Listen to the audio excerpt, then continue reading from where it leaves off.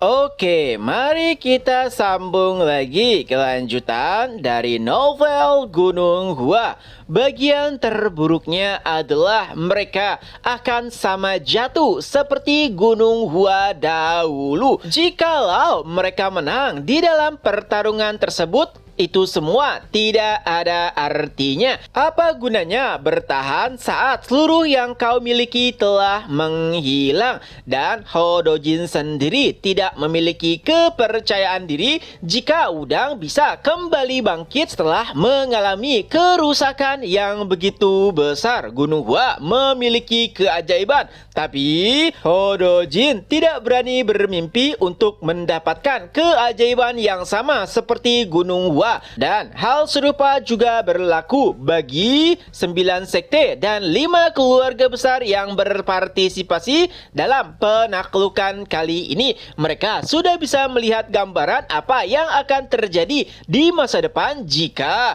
melanjutkan pertarungan setelah apa yang disampaikan oleh pimpinan sekte Hodojin. Itulah kenapa mereka pada akhirnya hanya bisa terdiam dan juga merasa malu dengan kondisi mereka. Ya, bagaimana tidak, fraksi adil memohon ampun untuk kehidupan mereka kepada fraksi jahat. Pimpinan sekte Hodojin pun kembali menegaskan selama 1 tahun fraksi adil tidak akan melangkahkan kakinya ke wilayah selatan ataupun menyeberangi sungai Yangtze. Itu bukanlah penawaran yang buruk. Atau kau ingin kita bertarung satu sama lain sampai kedua belah pihak hancur? Aku yakin itu juga bukan yang kau inginkan. Dalam waktu 1 tahun, itu adalah waktu yang cukup untuk fraksi jahat menyusun kembali kekuatan mereka. Bukankah aliansi kalian masih belum cukup sempurna karena dibuat dengan tergesa-gesa? Ya, walaupun dalam keadaan terdesak, ternyata pimpinan sekte Hodojin masih mahir menggunakan otaknya. Lalu Jang Il-so pun berkata, apa? Jaminannya kalian tidak akan melanggar perjanjian tersebut. Dan apakah sekte Wudang benar-benar bisa menjadi penjamin atas perjanjian tersebut? Bagaimana dengan sekte Qincheng, sekte Shaolin, dan juga keluarga Namgung? Apakah mereka bisa menerimanya? Lalu Hodojin pun menjawab, jika Wudang tidak bisa, lalu siapa lagi yang bisa? Aku berjanji atas hidupku tidak akan ada yang melanggar kesepakatan ini. Mendengar permohonan tersebut yang nampak seperti keputusasaan tentu saja membuat Jang Il-so senang. Ia pun berkata, baiklah, tapi perlu diingat perjanjian ini dibuat bukan karena kami menyerah, melainkan karena kami mengasihi kehidupan kalian. Aku tidak menyangka bahkan pimpinan sekte Wudang yang agung mengemis kehidupan di kala terdesak. Baiklah, tapi ada beberapa hal yang harus diubah. Pertama, kalian orang-orang fraksi adil tidak boleh menyeberangi sungai Yangtze selama 3 tahun. Tapi untuk kami, orang-orang dari fraksi jahat boleh menyeberangi utara karena sedari awal bagian selatan memang merupakan milik fraksi jahat. Pada akhirnya, Hodojin tidak bisa menolak tawaran tersebut. Ia pun menatap kalah belakang tapi tidak mengucapkan apapun. Setiap orang nampak hanya bisa menunduk dan pada akhirnya kesepakatan pun dibuat. Jang Il-so pun tertawa lalu berkata, baiklah, silakan kembali hidup-hidup. Terima kasih karena telah memohon untuk hidup kalian yang begitu menyedihkan. Ya, setiap orang yang mendengar ejekan Jang Il-so tentu saja nampak begitu murka, tapi mereka juga tidak memiliki pilihan yang lain. Ini benar-benar situasi yang memalukan bagi orang-orang dari fraksi adil yang awalnya nampak begitu gagah berani ingin menghancurkan Raja Naga Hitam atau kelompok bajak laut Sungai Yangtze. Setelahnya, Jang Il-so pun langsung menarik seluruh pasukannya. Mereka juga tertawa terbahak-bahak setelah mempermalukan orang-orang dari fraksi Adil. Tentu saja, sebenarnya mereka semua terlihat begitu marah, murka, dan juga frustasi dengan situasi mereka saat ini. Tidak ada yang berani mengangkat kepala. Bahkan pimpinan sekte Hodojin sampai menangis. Ya, ini adalah kekalahan total bagi seluruh fraksi Adil. Para pimpinan dari fraksi jahat juga perlahan mulai meninggalkan tempatnya karena pada akhirnya mereka tidak bisa membantah Jang Il-so. Tapi sebelum itu, Raja Naga Hitam mulai mengejek Nam Gung Huang. Sungguh sangat disayangkan, padahal aku bisa saja membunuhmu. Nam Gung Huang yang dari awal menahan amarah pun berkata, Raja Naga Hitam, lihat saja, aku pasti akan membunuhmu. Lalu Raja Naga Hitam menanggapinya, membunuhku? Bagaimana bisa kau melakukannya saat kau bahkan tidak diperbolehkan melintasi sungai Yangtze? Sungguh kata-kata menyedihkan yang keluar dari seseorang yang memohon untuk nyawa mereka. Tidak, memang seperti itulah para bajingan dari fraksi Adil. Dan para pimpinan lainnya juga mulai meninggalkan tempat mereka sambil sedikit bertukar sapa dengan lawan mereka. Setelahnya, Nam Gung Huang pun langsung menghampiri pimpinan sekte Hodojin dengan penuh amarah. Hodojin, bagaimana bisa kau melakukan ini semua? Memohon belas kasihan pada orang-orang fraksi jahat. Ya, rumor pasti akan menyebar dan mereka tidak mungkin bisa menutupinya. Bagaimana cara memulihkan kehormatan yang selama ini telah mereka pertahankan? Hodojin awalnya hanya terdiam, lalu ia pun menatap ke arah Nam Gung Huang dan berkata, lalu kenapa kau tidak menghentikanku?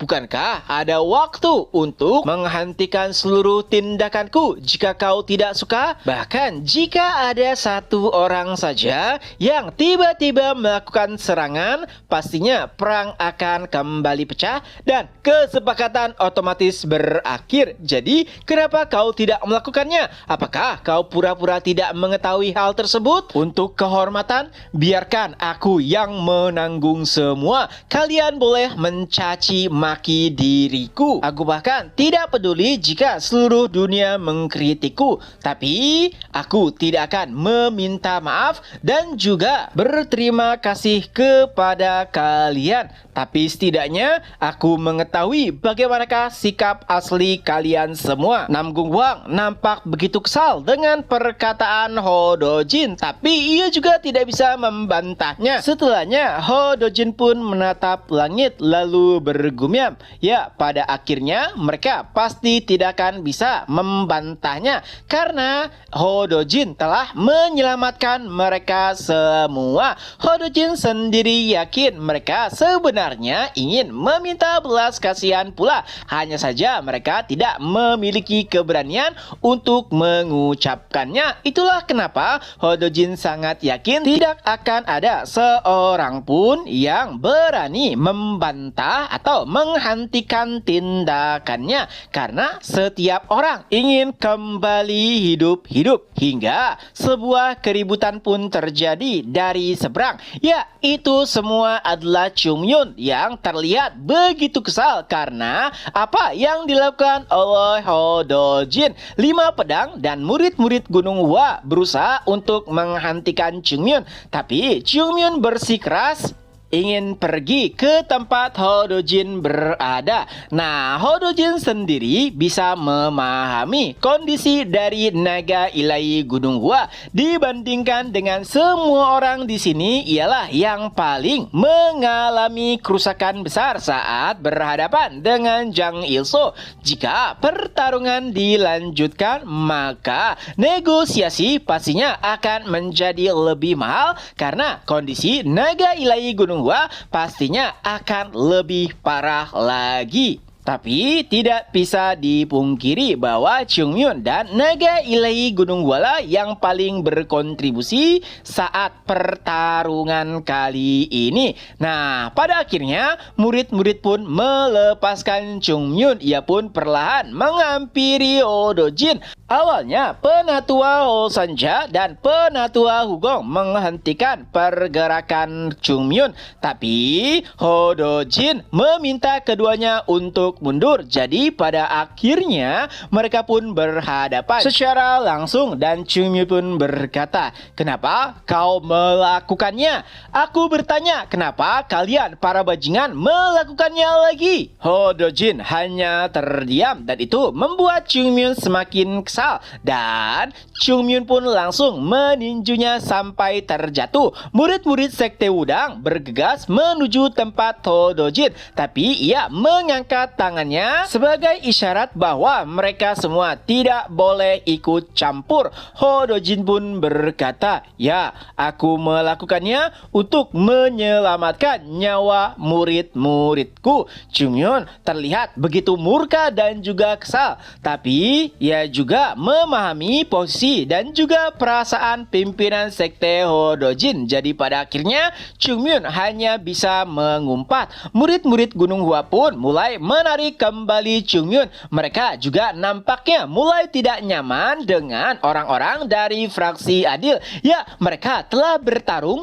bersusah payah untuk menyelamatkan mereka, tapi pada akhirnya mereka dikhianati kembali. Rasa muak mulai terlihat jelas di wajah murid-murid Gunung Hua, tapi Chungmyun nampaknya masih belum merasa jika ini semua sudah selesai. Itulah kenapa Chungmyun berkata kepada Baekchun, "Senior, tolong ambilkan pedangku. Masih ada hal yang harus aku selesaikan." Berpindah ke sisi lainnya, setelah menuruni tebing, hantu Mas pun menatap ke arah Jang Il-so karena ia masih tidak yakin apakah ini adalah keputusan yang tepat. Tapi jika difikirkan kembali, apa yang dikatakan oleh pimpinan aliansi tidak sepenuhnya salah. Jika pertarungan terus dilanjutkan, maka pihak mereka juga akan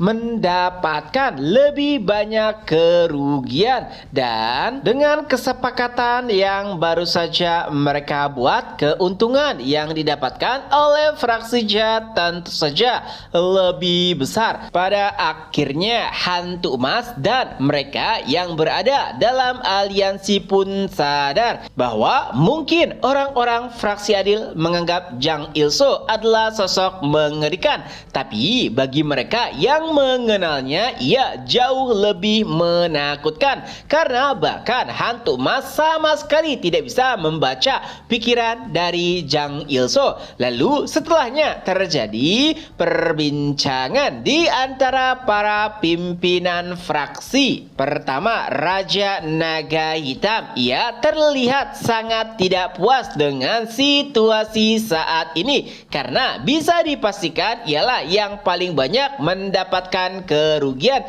Setidaknya 50% dari kelompok bajak laut miliknya telah dihancurkan. Tapi dengan sangat mudah Jang Il-so berhasil menenangkan Raja Naga Hitam karena menurutnya ia jugalah yang mendapatkan banyak keuntungan. Selama 3 tahun mendatang, bajak laut miliknya tidak akan pernah ada yang berani mengusik, dan dalam tenggang waktu tersebut Raja Naga Hitam bisa membangun kembali kelompok bajak laut yang mungkin jauh lebih kuat dibandingkan dengan sebelumnya. Tentu saja itu adalah argumen yang masuk akal. Tapi bagaimana jika ada pejabat pemerintah yang berusaha untuk mengusiknya? Jang Il-so pun kembali menegaskan bahwa pada akhirnya orang-orang pemerintahan tidak mungkin sanggup mengurus para bajak laut. Jadi ujung-ujungnya mereka pasti pasti akan meminta bantuan kepada 9 sekte dan 5 keluarga besar. Nah, karena 9 sekte dan 5 keluarga besar telah menyepakati perjanjian, mereka pada akhirnya pun tidak akan bisa membantu orang-orang pemerintahan. Mendengar penjelasan Jang Il-so, raut wajah Raja Naga Hitam pun mulai berubah. Jika semuanya benar, maka dalam jangka waktu 3 tahun ia akan memiliki kehidupan yang tenang. Lalu hantu emas pun bertanya, jadi pimpinan aliansi, apakah mereka benar-benar akan menepati janjinya? Dan Jang Il-so pun menegaskan bahwa mereka pasti akan menepati janji, jadi tidak perlu khawatir. Lalu ada pertanyaan lainnya, kenapa pada akhirnya Jang Il-so memilih untuk mundur padahal klan darah sama sekali belum ikut campur? Jika klan darah sampai ikut campur, bukankah mereka yang paling akan mendapatkan keuntungan? Lalu Jang Il-so pun menanggapinya, apakah kau tahu kenapa orang-orang takut hantu? Lalu ia pun menjawab, bukankah karena mereka sulit dihadapi? Jang Il-so pun menanggapinya, bukan, mereka takut hantu karena mereka tahu apa itu hantu. Atau lebih sederhananya, anak kecil tidak takut kepada hantu karena mereka tidak tahu apa itu hantu, berbanding terbalik dengan orang dewasa yang takut kepada hantu. Dan dengan perjanjian ini, maka setiap orang di seluruh dunia akan mengetahui betapa menakutkannya aliansi 4 sila yang bahkan bisa membuat 9 sekte dan 5 keluarga besar sampai bertekuk lutut hingga mereka membuat kesepakatan dengan orang-orang dari fraksi jahat. Ya, itu adalah sesuatu yang memang dari awal direncanakan oleh Jang Il-so, bukan untuk menyingkirkan orang-orang dari fraksi adil, melainkan agar mereka terpojok dan membuat nama aliansi 4 sila mengguncang seluruh Kongho. Dan karena tujuannya sudah tercapai, maka tidak ada gunanya lagi melanjutkan pertarungan. Mendengar argumen tersebut, setiap orang nampaknya begitu kagum dengan pandangan visioner dari pimpinan aliansi. Mereka pun mulai memuji Jang Il-so, tapi tentu saja Jang Il-so tahu pujian tersebut hanyalah omong kosong. Pada akhirnya mereka adalah kelompok yang berasal dari fraksi jahat. Jadi bukan hal yang mengejutkan jika pada akhirnya mereka juga mengincar nyawanya. Nah, setelah mereka berpencar, Jang Il-so pun berkata kepada Gomyung bahwa tujuannya mendirikan aliansi 4 sila adalah untuk mengendalikan seluruh kelompok fraksi jahat, ya, menyatukan mereka dan membuatnya menjadi miliknya seorang. Tapi ini masih belum waktunya bagi Jang Il-so untuk melahap mereka semua. Mendengar penjelasan tersebut tentu saja membuat Ha Gomyung terkejut. Ia bahkan sampai berpikir, sebenarnya dari kapan Tuan Jang Il-so merencanakan itu semua? Apakah dimulai saat Gunung Hua menyerang kelompok bajak laut, atau saat Jang Il-so mengumpulkan para pimpinan dari fraksi jahat? Sayangnya bahkan Ha Gomyung yang sudah lama berada di sisi Jang Il-so sama sekali tidak bisa menebak pertanyaan tersebut. Dan karena seluruh permasalahan telah berakhir, Jang Il-so pun meminta Ha Gomyung untuk menjalankan kereta hingga tiba-tiba Ha Go Myung pun mendengar sebuah keributan. Ya, tentu saja itu membuatnya bingung. Pertarungan telah usai, tapi kenapa tiba-tiba ada keributan yang terjadi? Ha Go Myung ingin memeriksa hal tersebut. Ia pun bangkit dari tempat duduknya, tapi tiba-tiba ada benda tajam yang menembus kereta dan hampir saja merenggut nyawa Ha Go Myung. Menyaksikan hal tersebut, Jang Il-so pun berkata, "Go Myung, bukankah sudah kubilang untuk jangan terlalu terburu-buru?" Dan Jang Il-so pun langsung keluar kereta. Ia pun meminta seluruh bawahannya untuk membuka jalan, dan ternyata dalang dari semua itu adalah Chung Myun. Sambil menatap ke arahnya, Jang Il-so pun berkata, "Apakah pedang ini adalah hadiah untuk perpisahan?"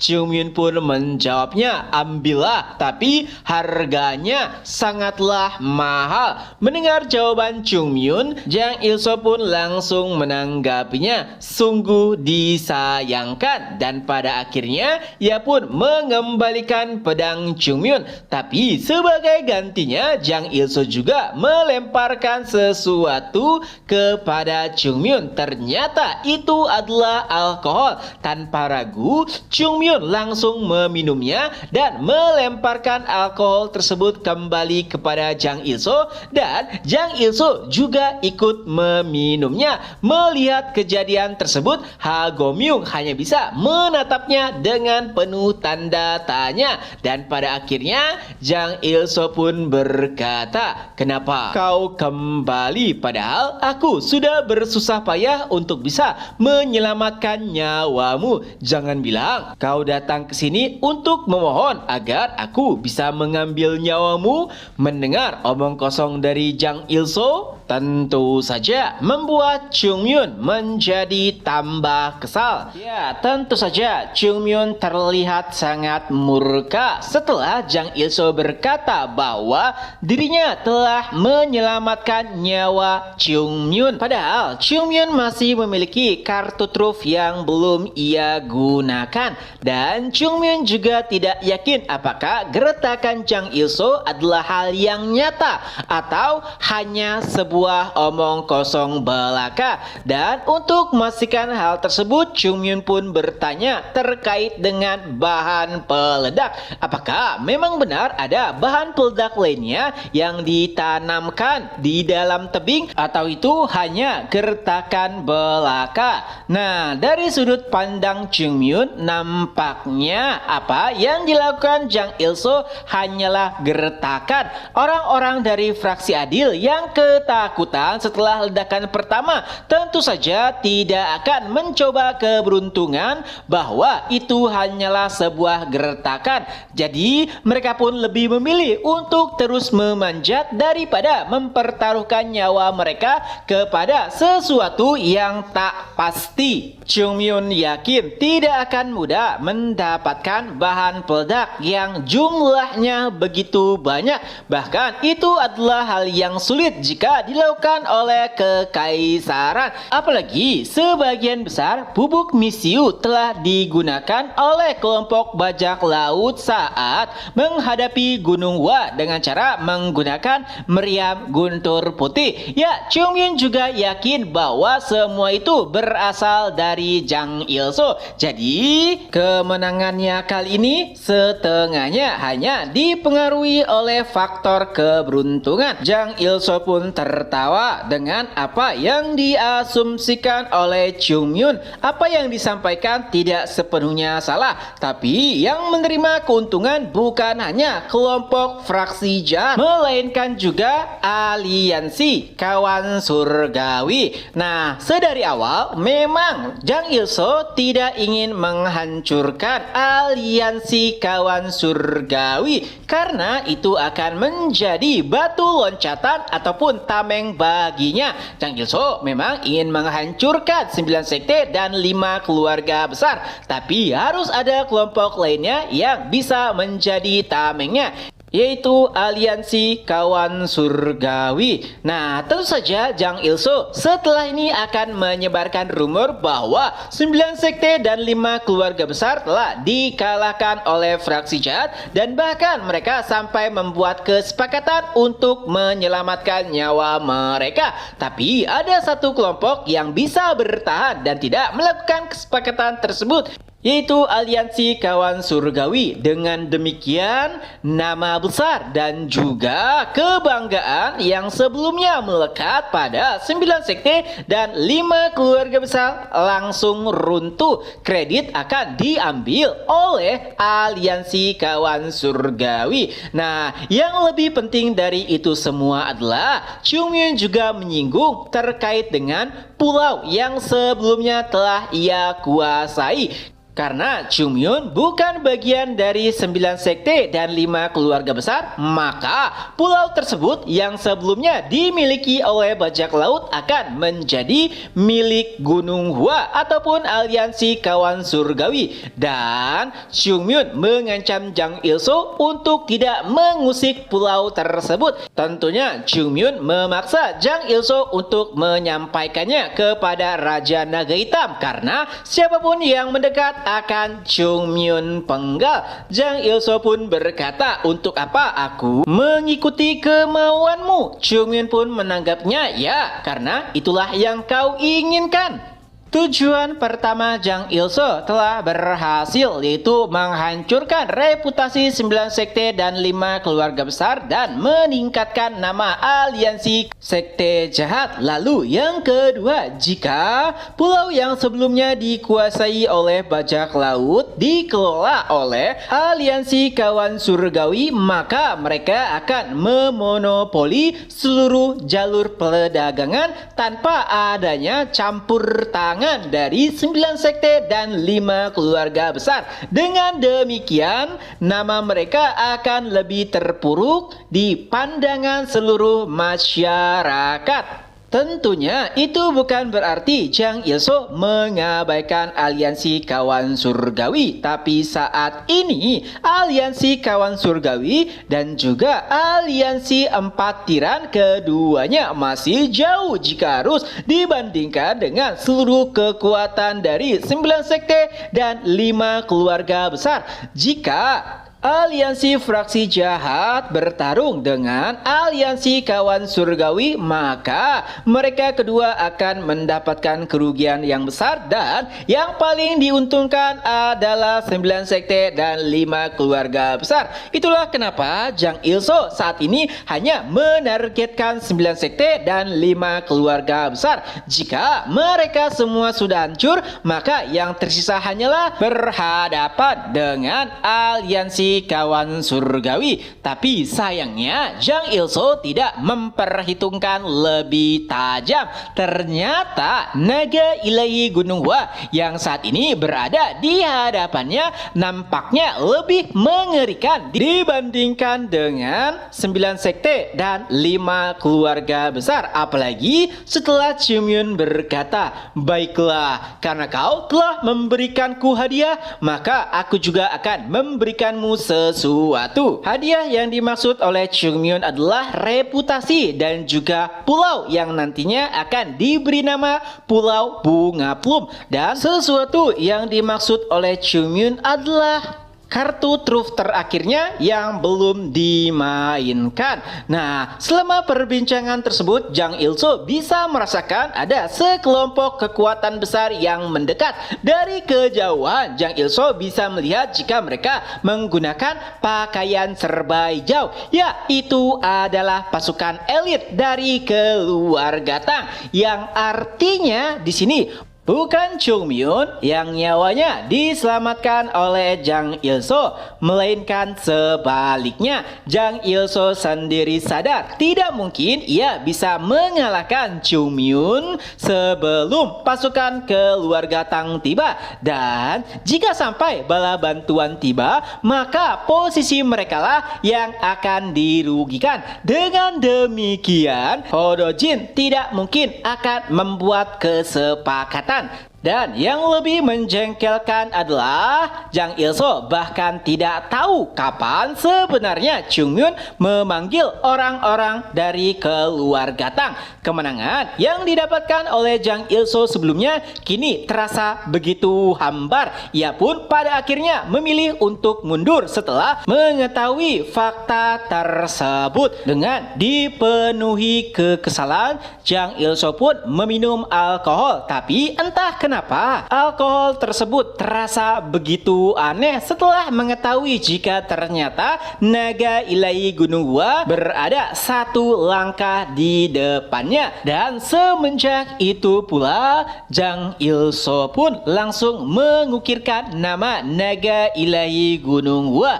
Tidak, menurut Jang Il-soo nama tersebut terlalu kekanak-kanakan. Dan setelah insiden ini, nama naga ilahi Gunung Gua tidak akan pernah terdengar lagi karena julukan Chung Myun akan berganti. Dan tak lama kemudian pasukan keluarga Tang pun tiba. Itu bertepatan dengan perginya rombongan Jang Il-soo. Tang Gunak pun berkata, "Apakah kami datang terlambat?" Chung Myun pun menjawab, "Tidak, kau datang tepat waktu."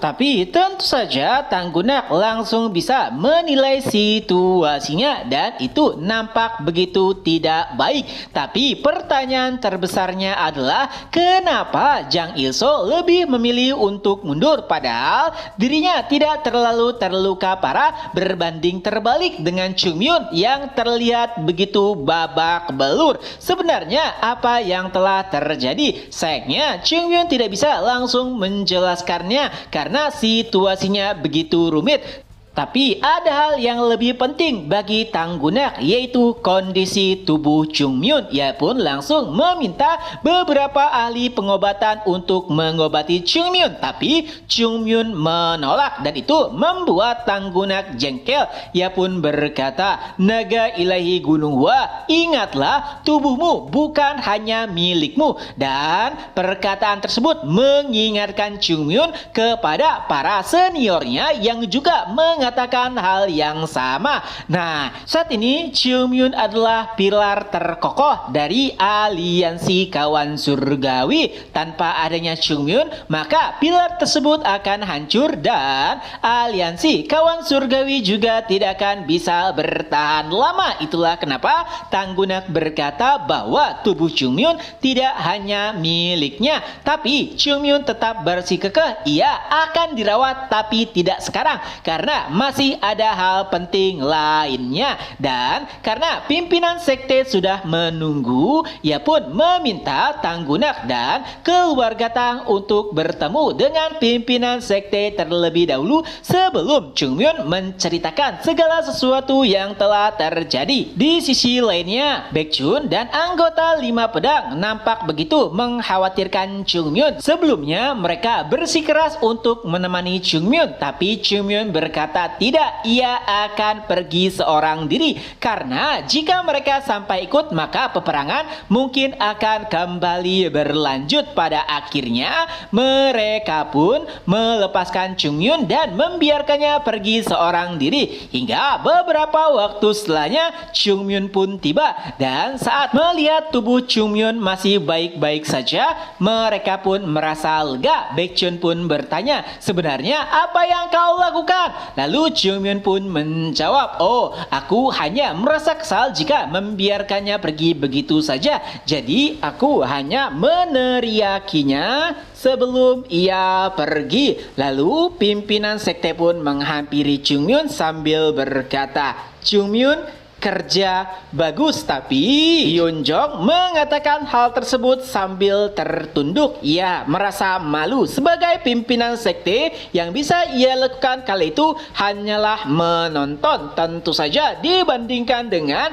setiap orang, Chung Myun lah yang paling menderita. Itulah kenapa sulit bagi Hyun Jong untuk menatap mata Chung Myun secara langsung. Tapi jawaban dari Chung Myun benar-benar menggugah menggugah hati Yunjong karena Chungmyun juga berkata, "Tidak, pimpinan sekte, Anda juga telah bekerja dengan baik. Jika Anda tidak hadir di sini, maka sulit juga bagiku untuk bisa bertarung dengan baik." Mendengar perkataan tersebut, Yunjong pun bergumam di dalam hatinya, "Dasar bajingan gila, padahal ialah yang menanggung begitu banyak beban, menggendong nama Gunung Hua seorang diri, tapi masih memikirkan orang lain." Lalu Chungmyun kembali berkata, "Pimpinan sekte, ada hal lainnya yang lebih penting. Kepala keluarga Tang telah tiba." Dan Tang Gunak pun akhirnya tiba beserta para rombongannya. Ia pun langsung menyapa pimpinan sekte. Tapi hal yang pertama kali keluar dari mulut Yunjong adalah, bagaimana bisa Tang Gunak sampai tahu insiden ini? Dan Tang Gunak pun menjawabnya, "Oh, itu karena Naga Ilahi Gunung Hua mengirimkan surat." Terjadi perbincangan singkat antara Yunjong dengan Tang Gunak, yang mana Yunjong nampak begitu terkejut. Ia tidak menyangka jika Chungmyun sempat memberikan kabar kepada keluarga Tang, dan keluarga Tang langsung bergerak dengan cepatnya setelah menerima kabar tersebut. Tapi yang membuat Yunjong tidak nyaman adalah pertanyaan Tang Gunak setelahnya, yaitu bagaimana dengan kondisi yang lainnya. Kini kita beralih ke bagian terdalam markas bajak laut Naga Hitam dan juga tempat pertempuran. Kita bisa menyaksikan bahwa seluruh anggota fraksi Adil tengah berbenah dan juga menaiki kapal untuk meninggalkan medan pertempuran. Sekte Wudang, mereka terlihat begitu kesal dan juga jengkel. Jin Yun bahkan sampai mengumpat dengan situasi yang mereka alami. Pertama, mereka adalah fraksi Adil yang bertarung demi kebenaran. Tapi yang ia rasakan saat ini adalah mereka tidak bertarung demi kebenaran. Begitu juga dengan rekan-rekan mereka yang telah mati. Mereka mati tidak untuk mencapai kebenaran. Situasi yang benar-benar membuatnya frustasi. Begitu juga dengan anggota keluarga Namgung. Memang kerusakan yang mereka alami tidak sebanyak apa yang mereka pikirkan. Mereka yang terjatuh dari atas tebing sebagian besar tidak mati karena bantuan dari Biksu Haiyon. Sedikit melegakan jika melihat jumlah dari korban jiwa, tapi saat memikirkan apa yang akan terjadi di masa depan, itu masih membuat Namgung Huang jengkel. Ya, bahkan Sungai Yangtze mungkin akan menjadi sesuatu yang membuatnya trauma. Sambil menatap ke arah sumber masalah yang menciptakan kondisi ini, Namgung Huang pun berkata, "Pimpinan Sekte Ho, bagaimana kau akan mengatasi situasi ini? Orang-orang pasti akan mencemooh kita." Setelah rumor menyebar, dengan dingin Ho Dojin pun berkata, "Pasti akan ada waktu di mana kita akan membalaskan dendam ini berkali-kali lipat. Saat itu, kita harus memenggal kepala Jang Il-so." Tentu saja, perkataan tersebut sama sekali tidak bisa menenangkan Namgung Huang sepenuhnya. Tapi hal yang mengejutkan terjadi setelahnya. Ia pun kembali menyaksikan rombongan Gunung Hua memasuki gua dipimpin oleh Naga Ilahi Gunung Hua dan juga pimpinan sektenya. Tapi rombongan setelahnya lah yang membuatnya begitu tertampar. Ia menyaksikan langsung itu adalah Tang Gunak, pimpinan dari keluarga Tang. Dan Tang Gunak pun langsung menghampiri Namgung Huang sambil berkata, "Sungguh memalukan. Apakah ini pilihan kalian? 5 keluarga besar? Dasar orang-orang tolol yang bahkan tidak tahu cara bagaimana melawan anggota bajak laut." Perkataan tersebut tentu saja membuat darah Namgung Huang mendidih. Tapi sulit bagi dirinya untuk membalas karena itulah fakta bertanya. Walau demikian, ada satu pertanyaan besar yang terbesit, yaitu bagaimana bisa Tanggunak yang seharusnya berada di Sichuan kini berada di Sungai Yangtze. Pertanyaan sama juga muncul di seluruh kepala setiap anggota fraksi Adil. Tapi hal yang lebih menyebalkan adalah dibandingkan melawan orang-orang dari fraksi jahat, Tanggunak adalah sosok yang paling takut ia hadapi karena keluarga Tang dan juga keluarga Namgung selalu merebutkan posisi terbaik di antara 5 keluarga besar. Lalu Tanggunak kembali berkata, "Jadi inilah jalan ksatria yang selalu kau ucapkan kepadaku? Memohon ampun kepada orang-orang dari fraksi jahat? Jawab pertanyaanku, apakah jalan kesatria yang kau maksud dahulu sudah menghilang?" Namgung Wang hanya bisa terdiam. Ia merasa malu dan juga terpukul dengan pertanyaan tersebut. Lalu Tanggunak juga mulai bertanya kepada pimpinan lainnya. Pertama, Bob G, penatua yang memimpin sekte Shaolin. Pertanyaannya sama, tapi Bob G juga sama sekali tidak bisa menjawab. Ia merasa begitu malu. Bahkan jika dirinya memiliki 10 mulut, tidak mungkin untuk bisa menjawab pertanyaan dari Tanggunak. Melihat situasi tersebut, pimpinan sekte Kinceng pun berkata, karena Kinceng berada di wilayah yang sama dengan keluarga Tang, bisa dikatakan keduanya agak dekat. Cukup pimpinan Tang, bukan salah mereka. Ini semua adalah keputusan yang dibuat sepihak oleh pimpinan sekte Wudang.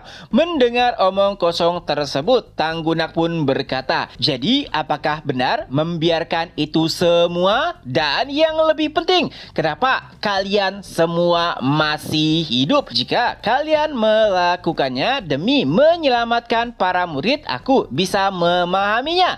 Tapi kenapa kalian semua masih hidup, bahkan dengan luka yang tidak seberapa?"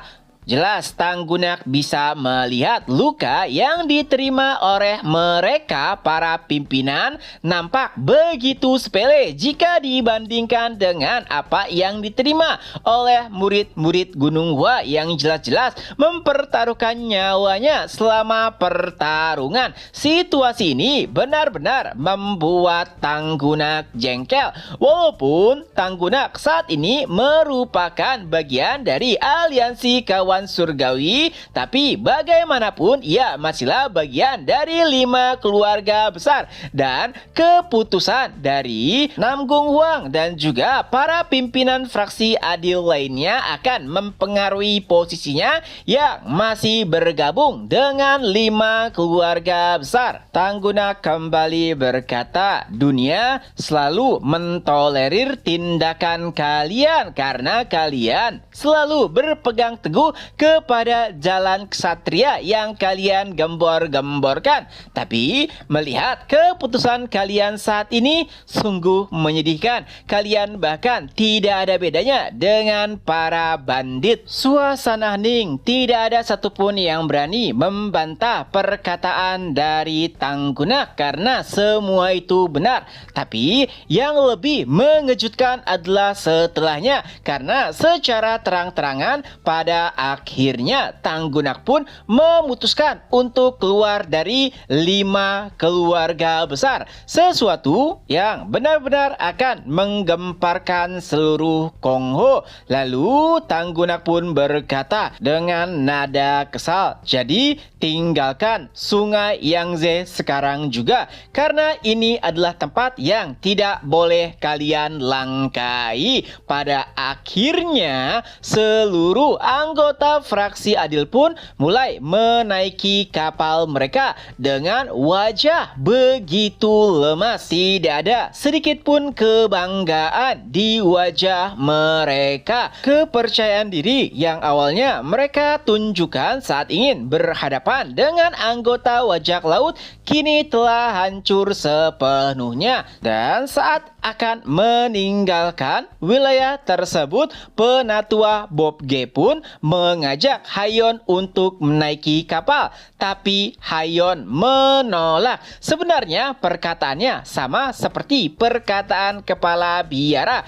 Tapi Hayon menunjukkan wajah yang begitu serius bahwa ia tidak akan pergi bersama orang-orang dari sekte Shaolin. Pada akhirnya Bob G pun membiarkan Hayon karena tidak bisa dipungkiri di antara dirinya dan seluruh anggota sekte Shaolin yang ikut ekspedisi ini hanya Hayon seorang dirilah yang menunjukkan citra dan juga nilai-nilai Shaolin sebenarnya. Bagaimana bisa ia memaksa seseorang yang masih memegang teguh ajaran dari Buddha? Di sisi lain, pimpinan sekte Kinceng ingin mengucapkan sesuatu kepada Tanggunak, tapi Tanggunak menolak karena menurutnya ini bukanlah waktu yang tepat. Pada akhirnya, pimpinan sekte Kinceng pun pergi sambil berkata, "Semoga beruntung pimpinan keluarga Tang."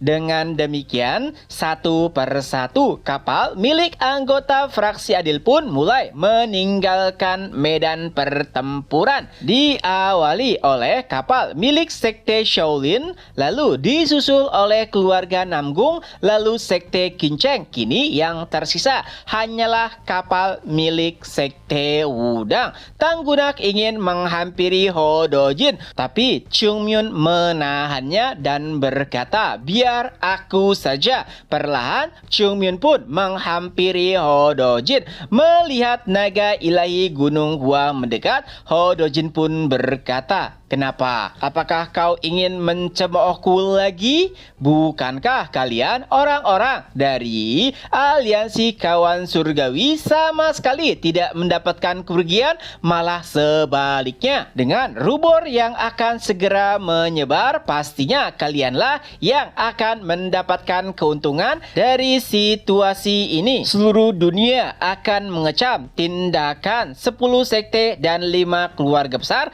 tapi menyanjung aliansi kawan surgawi." Mendengar ocehan tersebut, Chungmyun pun menanggapinya, "Apakah kau bodoh? Jangan menyesali keputusan yang telah kau buat. Lagi pula, tidak ada gunanya bagiku untuk mengumpat karena tidak akan ada yang berubah pula. Walaupun secara pribadi aku masih sangat membencimu karena keputusanmu yang begitu menjijikkan." Tapi entah bagaimana, Chungmyun nampaknya sedikit bisa memahami posisi dari Hodojin. Tentunya itu bukanlah keputusan yang mudah, tapi bukan juga sesuatu yang bisa dibenarkan. Jika saja pimpinan sekte terdahulu yang juga merupakan senior Chungmyun berada di posisinya saat ini, pasti Hodojin akan dimarahi habis-habisan. Tapi entah kenapa Chungmyun sama sekali tidak bisa melakukan hal tersebut.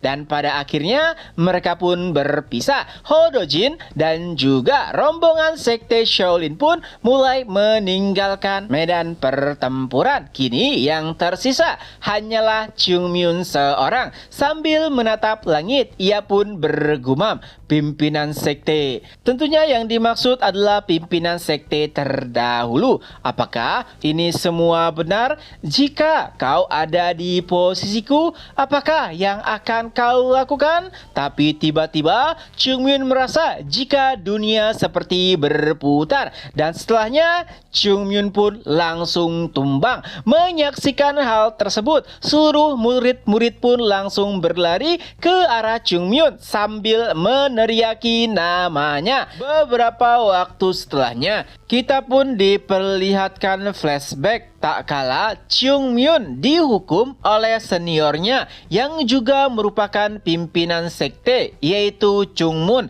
Itu semua karena Chung Myun meminta bayaran setelah membantu warga sipil saat menaklukkan anggota kultus iblis. Walaupun Chung Myun membantah itu semua, menurutnya orang-oranglah yang memberikannya hadiah tanpa adanya tekanan. Tapi menurut pimpinan sekte, Chung Myun tidak perlu menerima hadiah tersebut karena itulah kewajiban yang harus dilakukan oleh seorang Taoisme. Lagi pula, Chung Myun juga bertarung demi mencari juniornya yang hilang, yaitu Chung Jin. Tapi walaupun sudah dijelaskan berkali-kali, Chung Myun nampaknya masih tidak mengerti dan memahami apa yang disampaikan oleh pimpinan sekte Chung Jin. Ia bahkan sampai memberikan sebuah perumpamaan. Baiklah, mari kita ikuti saja argumen konyolmu itu. Jika aku yang berada dalam kesulitan dan kau menolongku, apakah aku harus membayar juga? Mendengar pertanyaan tersebut, Chung Myun pun menanggapinya. Oh, ayolah pimpinan sekte. Tentu saja kau tidak bisa dibandingkan dengan orang-orang sipil tersebut. Dan tenang saja, jika orang-orang dari kultus iblis menyulitkan Anda, akulah seorang diri yang akan menyelamatkannya. Berapapun mereka, aku akan terus menebas mereka sampai habis. Ya, pada akhirnya Chung Myun nampaknya sama sekali tidak bisa memahami apa yang disampaikan oleh pimpinan sektenya. Bahkan setelah menjelaskan beberapa perumpamaan dan juga argumen, Chung Myun masih tidak bisa menangkapnya. Hingga Chung Moon pun berkata, "Baiklah Chung Myun, apapun yang kau pikirkan, kau harus mengingat satu hal, yaitu kau tidak bisa melakukannya seorang diri. Memang aku akui kau kuat dan kau tak terkalahkan, tapi pasti ada waktunya saat kau membutuhkan bantuan. Dan saat itu kau akan memahami betapa pentingnya seorang rekan." Tapi tentu saja Chung Myun kali itu masih tidak bisa memahami maksud dari pimpinan sekte. Tentunya pimpinan sekte Chung Moon sendiri menyadari hal tersebut. Chung Myun adalah sosok yang sangat sulit sekali untuk dinasehati dan selalu bergantung kepada dirinya sendiri. Jadi pada akhirnya hanya ada satu pesan yang bisa diberikan pimpinan sekte kepadanya, yaitu, "Chung Myun, ingatlah, jika suatu hari nanti kau pada akhirnya memahami maksud dari perkataanku, maka tolong berjanjilah kau harus tetap menggunakan pedangmu hanya untuk menegakkan keadilan." Nah, bahkan Chung Myun sendiri tidak yakin saat ia mendengar apa yang disampaikan oleh pimpinan sekte. Tapi pimpinan sekte terus menekankan agar Chung Myun mengingat apa yang ia sampaikan. Dan pada akhirnya Chung Myun pun berkata, "Baiklah, tapi aku tidak bisa menjanjikannya. Setidaknya perkataan Chung Myun tersebut bisa membuat pimpinan sekte Chung Moon sedikit tenang. Dan setelahnya, kalau begitu sekarang kembalikan uang yang kau dapatkan dari warga. Dan aku tahu kau juga telah menggunakan uang tersebut untuk memberi alkohol. Jadi gunakan tabunganmu untuk menggantinya." Mendengar hal tersebut, tentu saja Chung Myun langsung mengeluh. "Hah? Pimpinan sekte? Apakah Anda serius?" Tentu saja pimpinan sekte sama sekali tidak menarik kata-katanya. Ya, Chung Myun akan berhenti dihukum jika ia mengembalikan seluruh uang yang ia dapatkan. Dan pada akhirnya Chung Myun hanya bisa pasrah. Ia pun mulai meninggalkan pimpinan sekte. Tapi sebelum benar-benar menghilang, pimpinan sekte kembali berkata, "Oh, dan satu lagi, kembalikan semua yang kau dapatkan saat menjarah kelompok yang kau kalahkan. Itu semua adalah hak milik warga." Mendengar hal tersebut tentu saja membuat Chung Myun terkejut. Bagaimana bisa pimpinan sekte mengetahuinya? Dan tentu saja jawabannya adalah karena Chung Jin, sosok yang ia selamatkan dan ternyata ia malah mengkhianatinya. Oh ya, ini adalah flashback tepat sebelum pertempuran besar. Jadi bukan saat Chung Jin menghilang dan meninggal di gua yang pada akhirnya ditemukan oleh Chung Myun nantinya di masa depan. Nah, karena rahasianya telah terbongkar, pada akhirnya Chung Myun hanya bisa mengeluh dan tidak bisa membantah perintah dari pimpinan sekte. Setelah kepergiannya, Chung Jin pun berkata, "Pimpinan sekte, apakah Anda yakin mengatakan itu semua kepada senior Chung Myun? Anda tahu benar, ia adalah sosok yang agak aneh, juga keras kepala dan sangat mengandalkan dirinya sendiri." Lalu pimpinan sekte pun menjawabnya, "Ya, suatu hari nanti aku yakin ia pasti akan bisa memahami perkataanku." Dan kembali lagi ke masa kini, Chung Myun pun membuka matanya. Ia masih merasakan rasa sakit di seluruh tubuhnya. Lalu Chung Myun pun bergumam, "Aku memimpikan masa lalu lagi." Chung Myun pun berusaha untuk duduk dan memegang kepalanya. Ternyata bukan hanya tubuhnya yang diperban, tapi juga seluruh kepalanya. Tapi yang lebih mengejutkan adalah saat Chung Myun melihat keadaan sekitar. Ya, seluruh anggota 5 pedang tengah tertidur di atas lantai. Padahal mereka juga mengalami luka yang lumayan serius saat berhadapan dengan Jang Il-soo. Tapi bisa-bisanya mereka malah tidur di atas lantai. Tentu saja ini bukanlah pertama kalinya. Saat Chung Myun terluka parah, anak-anak menjadi sangat sibuk saat merawat dan mengobati Chung Myun, terutama Tang So-so yang berperan sebagai dokter. Dan karena tidak ingin membangunkan mereka,